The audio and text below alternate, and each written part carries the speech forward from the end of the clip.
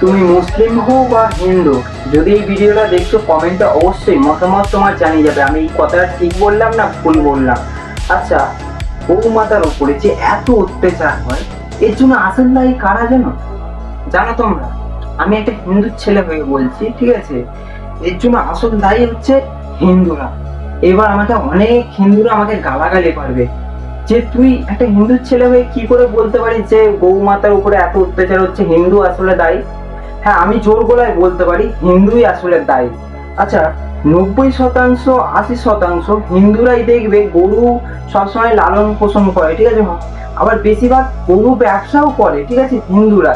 আচ্ছা, যখনই বকরা ঈদ বা ঈদ যখনই আসে না, ঈদ যখন আসে তখন না গরুর দাম তখন দ্বিগুণ হয়ে যায়। আর সেই লোভে করে না কিছু হিন্দুরা আছে যারা গরু ব্যবসা করে, ঠিক আছে, তারা না বিক্রি করে দেয় শুধু পয়সার লোভে। এরা কারা করছে? হিন্দুরা করছে। এবার তোমাদের মতামত কমেন্টে অবশ্যই আমাকে জানিয়ে যাও।